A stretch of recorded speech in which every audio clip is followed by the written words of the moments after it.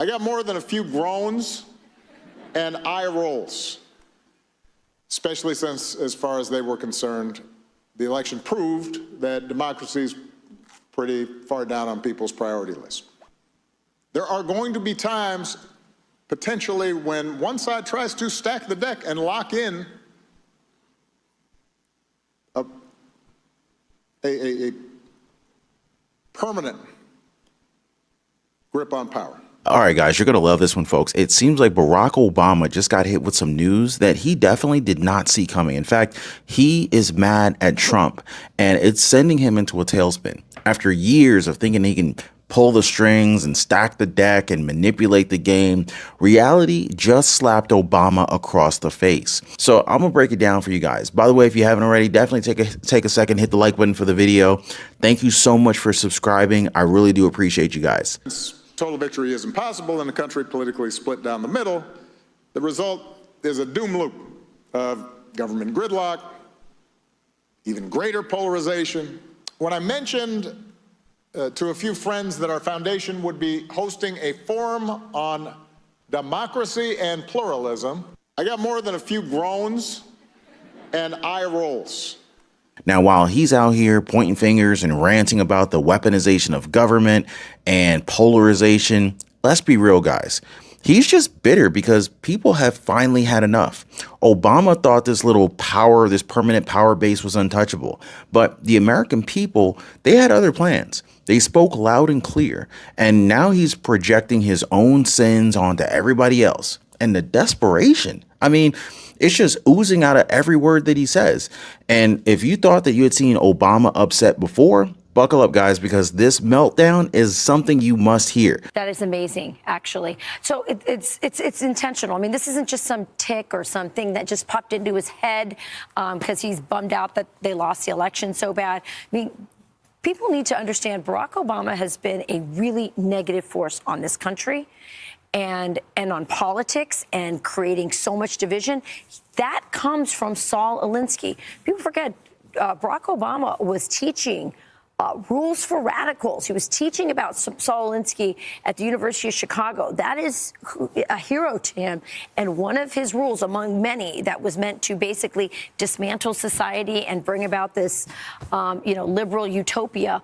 One of them was how to attack your enemy. And Saul Alinsky, took his lessons from Lucifer, actually. Like, he talked about that being somebody who could teach them how to take power and control. And here's Barack Obama, Charlie, I think, really kind of going, he's in a bad spot. Yeah. He created this. He thought it was going to become this permanent power base for him. And now he's accusing the right of what he did because he's just super bummed out right now.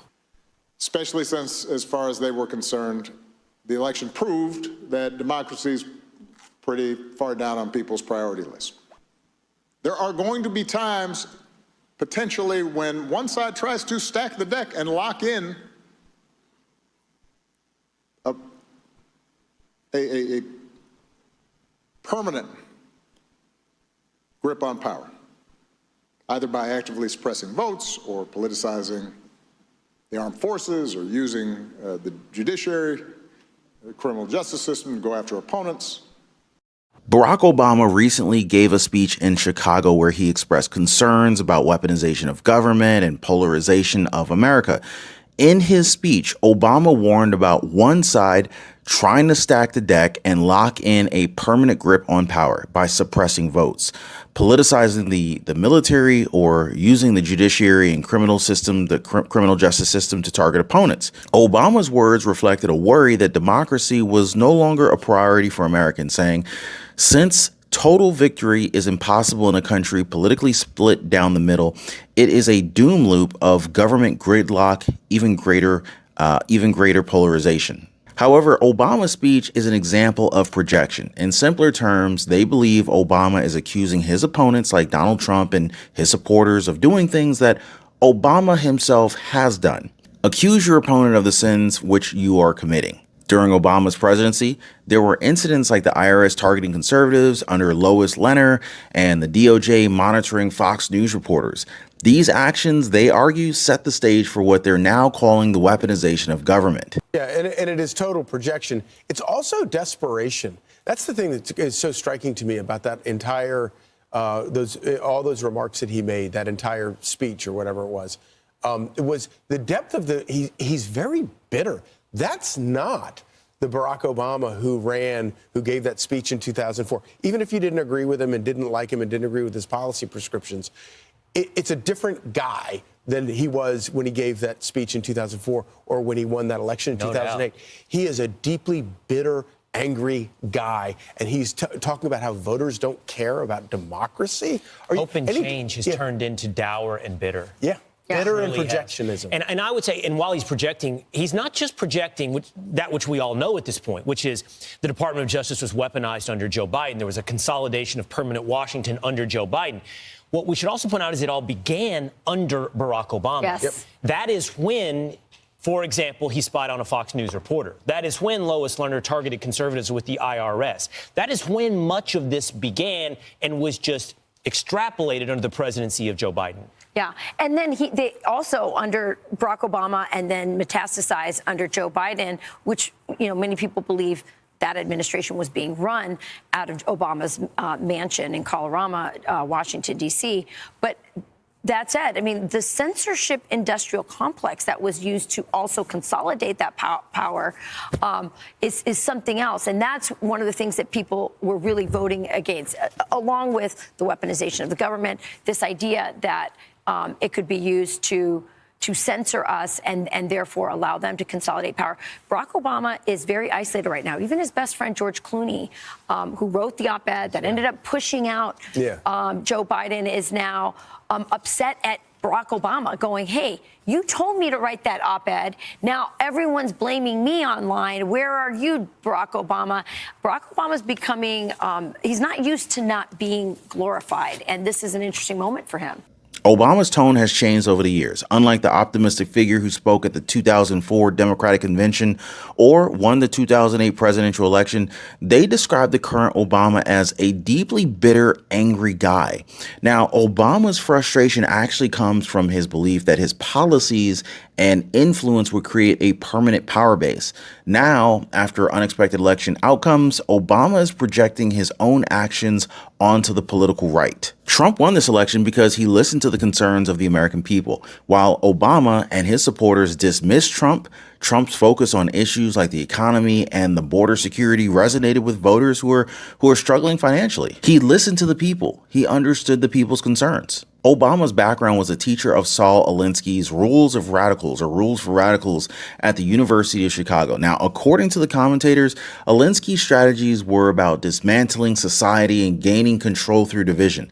They connected this approach to Obama's role in what they see as increasing political division in the country. New York City Mayor Eric Adams, who previously supported sanctuary city policies, but has recently questioned these positions due to rising crime rates and public dissatisfaction. Some commentators suggest Adams is leaning toward Trump's policies on immigration, possibly turning full MAGA and reflecting a broader trend of frustration from within the Democratic Party's agenda. Yeah, and meanwhile, across the aisle, you have Donald Trump, who has taken over the mantle of sort of occupying the broad center of American public opinion on things like illegal immigration, to the point where you even have New York City's Mayor Eric Adams, who has previously supported sanctuary cities, so he can't be let off the hook entirely.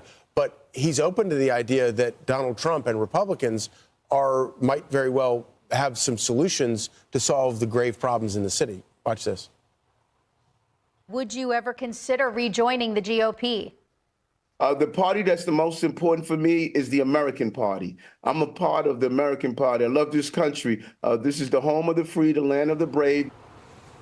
So Eric Adams there, who has taken the side, to your point, Charlie, of Donald Trump, or at least tilted in the direction of Donald Trump when it comes to illegal immigration.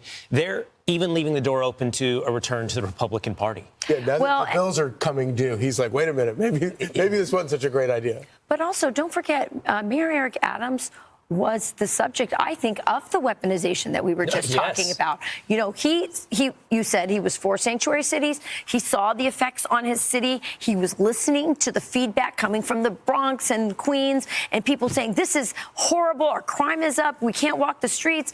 You know, there's, illegal businesses on the sidewalk. The place looks like crap. And so he started to respond to it and draw attention to what was happening at the border. And all of a sudden, he had a big investigation on him. And so Donald Trump famously at the Catholic event here in New York City just before the election, sort of reaching out and saying, hey, I know what that feels like. This government can be weaponized. And I think that's why he's losing his thrill with the Democrat Party. And again, it might just be, that he's just being politically savvy, reading the tea leaves. Many voters feel the need to change because of economic challenges, government overreach, and political polarization. They argue that Trump's success came from addressing these issues directly, while Obama's bitterness reflects struggle to come in terms of, basically coming to terms with these challenges. By the way, guys, if you haven't already, I would totally appreciate to hear your thoughts on this. What do you guys think about this? Is the entire Democratic Party a cesspool, a swamp? Let me know in the comments down below. I want you to all go back and Google Hillary Clinton and Barack Obama. Google what they said about those who commit crimes in our city and what they said in our country. They said those who commit crimes need to get out right away. That was their position. So this is not a new position, because in the state in the era of cancel culture, no one's afraid to be honest about the truth. Well, cancel me, because I'm going to protect the people of the city. And if you come into this country, in this city, and think you're going to harm innocent New Yorkers and innocent migrants and asylum seekers, this is not the mayor you want to be in the city under. We begin tonight with the closure of multiple migrant shelters and more that could be shutting down soon. While the number of migrants arriving in the city has dropped, political reporter Marcia Kramer reports the city still needs to address the needs of these families. Fearing the Trump administration will cancel the federal lease for the 10 complex at Floyd Bennett Field that houses 1,800 asylum seekers, the Adams administration is looking for alternate sites for the families who live there as officials move to close other emergency facilities. Mayor Eric Adams seems to finally understand just how big of a problem illegal immigration is in our country. And we're not talking about just sheer numbers alone. A recently released report shows that New York City is home to almost 60,000 illegal immigrants convicted or facing criminal charges. That's pretty freaking significant. A number that was criticized by Republican Representative Nicole Malliotakis. Now, according to her, it's shocking that Democrats have gone out of their way to harbor gang members, drug traffickers, and other criminals who entered our country illegally. Individuals that have been provided food, housing, and health care via taxpayer money. And while that in and of itself is crazy enough, it's not as insane as what Democratic Representative Alexandria Ocasio-Cortez has suggested before. And guys, I just want to thank y'all so much for being here. Thanks for hitting the like button and subscribing. Let's get going. Immigrants are the lifeblood of New York City. Our mayor, Eric Adams, he said we can't handle any more in here. You represent one of the most diverse districts in Congress. What can be done at the federal level to help? Well, here's the thing, is that I think whether from all parts of the political spectrum, one of the biggest issues that we have when it comes to immigration is the fact that we have an undocumented population. Now, you can fix that by trying to build a wall, or you can fix that by trying to document people and create a path to citizenship. That's a brilliant solution, right? Americans are concerned about illegal immigrants. If the government grants them citizenship, then the problem's solved, right? Wrong. Which means that AOC has no problem in giving thousands of criminals the right to be in this country. Granted, this interview came out last year, but we all know that AOC's values remain the same. And as you saw, AOC is not very fond of New York City Mayor Eric Adams for obvious reasons. Now, Adams seems to be willing to work with the Trump administration, and he also seems pretty eager to talk to border czar Tom Homan. Those who are here committing crimes, robberies, shooting at police officers, raping innocent people, have been a harm to our country. I want to sit down and hear the plan on how we're going to address them. Those are the people I am talking about, and I would love to sit down with the border czar and hear his thoughts on how we're going to address those who are harming our citizens. So Adams has taken a different approach compared to other mayors and governors of blue states and sanctuary cities. And as you guys may know, some Democrats are also willing to go to jail for these illegal immigrants. However, there are other Democrats who share the same sentiment as the majority of this country, one of which is the New York City Councilman Robert Holden, an official who actually supports Tom Homan in his goal of cleaning up the country. Why do you support Holman as the border czar? Well, again, all you have to do is pay attention to what's happening in the United States. Why would we want to keep people who are here illegally and have committed a crime? Why do we want to keep them? Yeah. I mean, I don't get that. I never did. It's not even remotely plausible to think like that. Any mayor that does that or any governor, I agree with Tom. They should be arrested. Yeah, absolutely. You ask such great questions, and the answers from some are just wild. And as a councilman of New York City, a massive sanctuary city, what have you seen here that makes you say we need change? Well, we've seen a number of gangs in New York City from all different countries, and it's not only Venezuela, but we've seen a number of gangs, and they're committing crimes, and they attack cops. They're, very arrogant, and, they'll do it right in the open. They don't fear deportation because it's a sanctuary city. And that in and of itself is a threat to New Yorkers and any U.S. citizen who lives in a sanctuary city, which shows that common sense within the left really isn't very common, because there aren't many officials like Councilman Holden who think this way. And here's his solution: repeal sanctuary policies that shield illegal immigrants and put members of society at risk. But according to Holden, the Democratic Party is just blind to these problems. I'm wondering if your party gets it nationally. They got their butts handed to them in this past election cycle. Do they not understand that the American people across the board simply do not want to be supporting these tens of millions of illegals? No, they don't understand. And they think money grows on trees also, my colleagues, because they, when the Mayor Adams announced, hey, we can't keep footing the bills and keeping migrants in these hotels for a long period of time. So he kind of put a 60-day cap on their stays, and then started to take away some of their Visa cards and benefits and food. And all they're screaming bloody murder now in the council, New York City Council, the Democrats are. Again, I don't see eye to eye with them. I'm sort of on the outskirts along with a couple of other colleagues, but it's common sense, Todd, that we can't keep footing the bill. We can't keep asking taxpayers to pay for this. And by the way, do we really need 58,000 migrants who are convicted felons or have pending criminal charges against them? That's how many we have. Again, common sense. They entered the country illegally. Some of them are criminals. Wouldn't it just make sense to have their home country take care of them? It's confusing to think that some of these Democrats are fighting so hard for illegal immigrants when they can't do the same for our veterans. They can't do the same for any of us who might be struggling. What's worse is that they're using our taxpayer money to fund these activities, money that should have helped our communities and our cities. Instead, they're burning through our cash just to house illegal aliens. We are now getting a fresh new glimpse at the massive amount of cash sanctuary cities have soaked up on people who are not American citizens. Both Denver and New York City are spending hundreds of millions of U.S. taxpayer dollars. So the citizens are paying all that money for people who are not citizens. And you won't believe where some of the money is going. New York City effectively paid $220 million to Pakistan in order to rent the Roosevelt Hotel as a full-time shelter for people who were not citizens, who many of them came across our border illegally, but they're here. Vivek Ramaswamy is going after this with this quote. A taxpayer-funded hotel for illegal immigrants is owned by the Pakistani government, which means NYC taxpayers are effectively paying a foreign government to house illegals in our own country. This is nuts, end quote.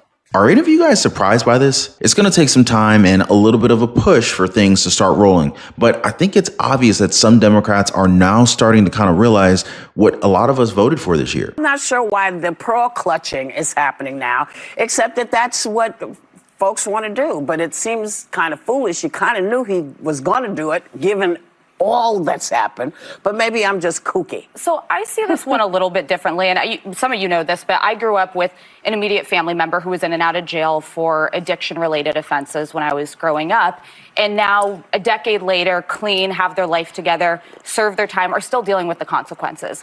Inability to vote at time, paying restitution, working to get your record expunged, not being able to be eligible for certain employment. Most Americans, if they face consequences for actions that they took, they're going to have to face them, and nobody powerful and politically connected is going to come sweep in and save them. And I think, this feeds the notion to a lot of this country that there's simply a different set of rules for folks in power. And when we sit here and we say a lot like, well, Donald Trump did X, Y, and Z, and how did he get elected? Because to a lot of this country, it just becomes noise. They think that if you commit crimes and somebody powerful and connected in D.C., right, left, center, Biden, Trump, you're going to be able to get away with it if you have someone on your side, and that's not how it is for everyday folks. Secondly, I take issue with lying about it. I wanted to ask him here when he came on The View, but the thought was he said so many times he wasn't going to pardon him. That, to me, is lying to the public. I felt bad for Karine Jean-Pierre that she repeatedly had to say that he wasn't going to pardon him. This is why people don't trust Washington. That's why they don't trust politicians. And I know a lot of us like Joe Biden, but I find it disappointing and bad for our institutions. And I think this is what the justice system looks like with the left in charge. Just remember how Vice President Kamala Harris laughed when asked about doing drugs herself, despite her sending more than 1,000 people to jail in California for doing the exact same thing. At this time, she was the Attorney General in California, which goes to show that justice is selective, proving Alyssa's point. And I'm not saying that this doesn't happen with the right. Both parties should be held accountable for the things that they have done. But President Biden's pardon of Hunter Biden just destroys the entire notion of accountability. It also destroys a little bit of trust that some people had left for the people in power. But since they pushed him aside for this year's election, I think that the president has little to no love for his own party at this point. But I guess he set the precedent for our justice system too when he went after Trump in multiple legal cases. Yes, well, Do you agree with some of your Democratic colleagues who say that President Biden's pardon of Hunter Biden was wrong or unwise, puts personal interest ahead of duty? I got nothing for you on that. And we're not done yet, guys. Hunter Biden's laptop, Trump, the Democrats, liberal media, everything in between, guys. So y'all remember when Donald Trump called out 60 Minutes for refusing to cover the Hunter Biden laptop story before the 2020 election, right? Leslie Stahl, the journalist who's supposed to represent the pinnacle of media integrity, had the nerve to say, we can't put on things we can't verify. This is 60 Minutes. And we can't put on things we can't verify. You won't put it on because it's bad for Biden. We can't put on things we can't verify. Leslie. Oh, really, Leslie? You mean like the totally unverified Russian collusion stories that you pushed for years? But when it's about Hunter Biden, suddenly it's all, we need verification. I don't have to discredit you. But that's what You've discredited yourself. You told me that. Leslie, you've discredited yourself. When you say that you're not going to cover Biden, you're going to ask him what flavor ice cream he has, okay? Instead of why did Hunter get $3.5 million from Moscow? Instead of why is an energy company paying your son $183,000 a month or whatever they're paying him, and he has no experience in energy.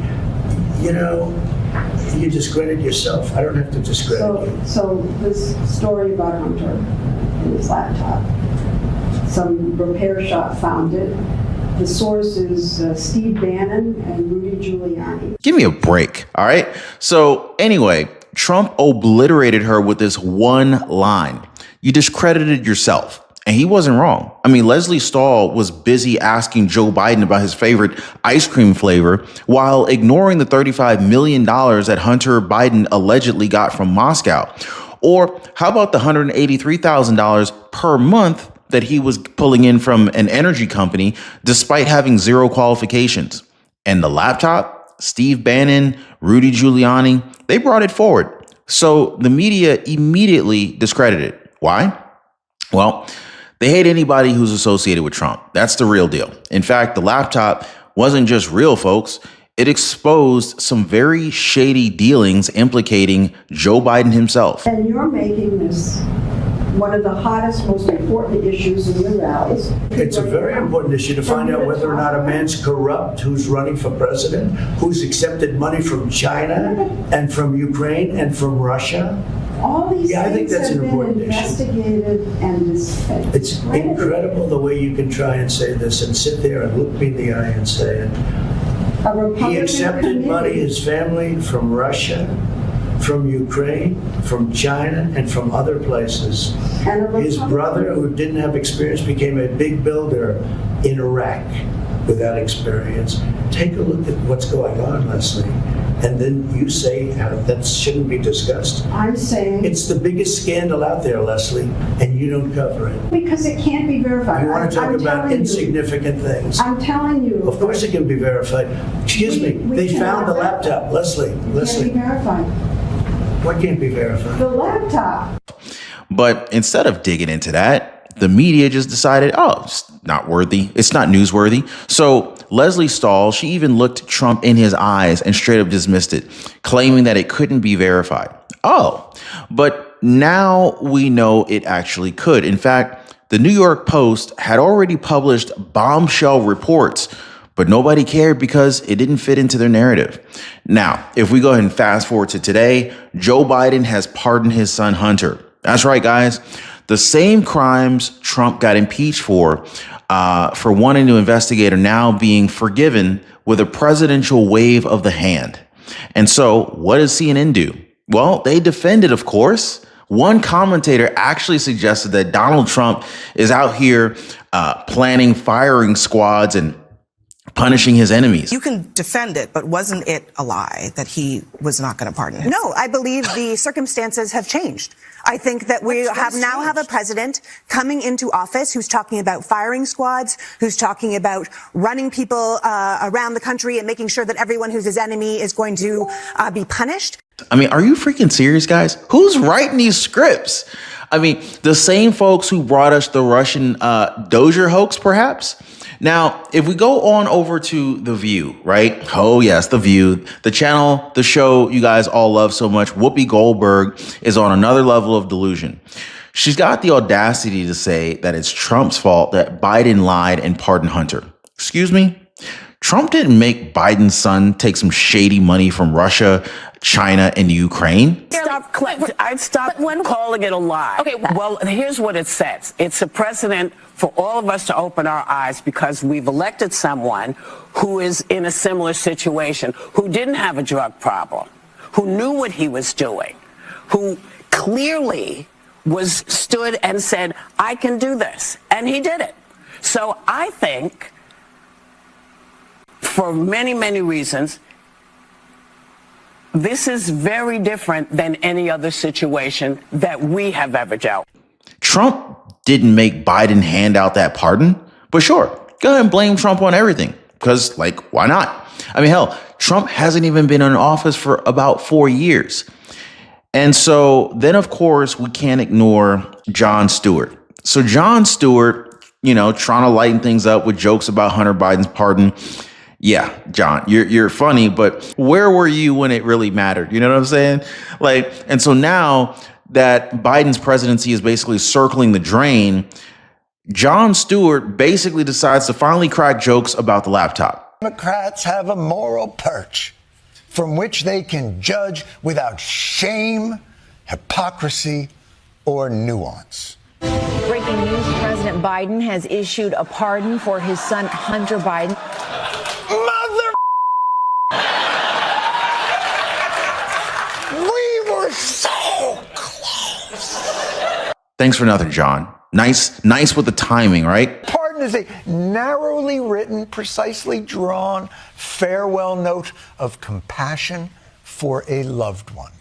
The pardon sweeping, covering offenses that Hunter Biden, quote, has committed or may have committed or taken part in over the past 11 years.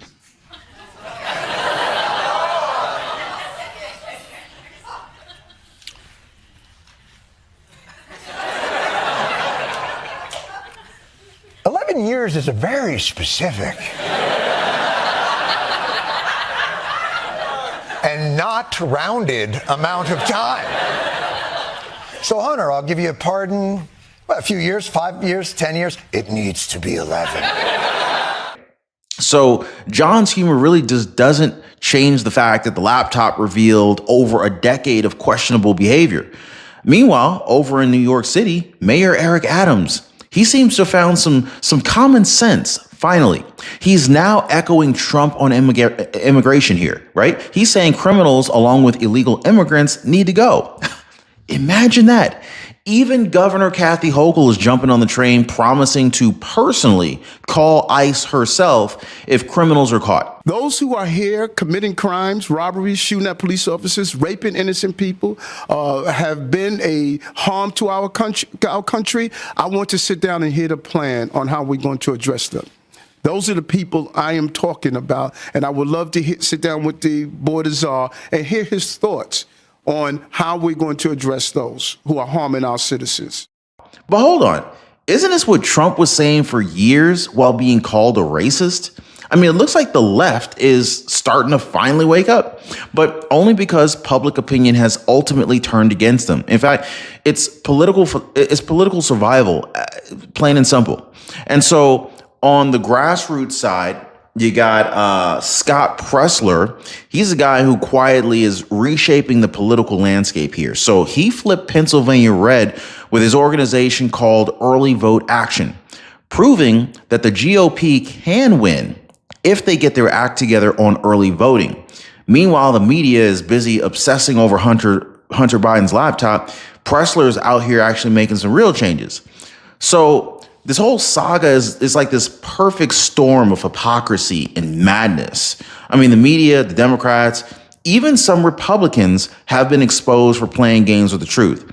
Matter of fact, the Hunter Biden laptop story, once dismissed, it's now undeniable. Unbelievable, guys. Absolutely unbelievable. And the simple fact that Joe Biden just pardoned his son, I mean, I feel like that's just the cherry on top of this whole dumpster fire. Anyway, guys, if you haven't already, definitely hit the like button, subscribe to the channel. Check out my previous videos coming up here in our playlist section down below, and I'll see you guys on the next one.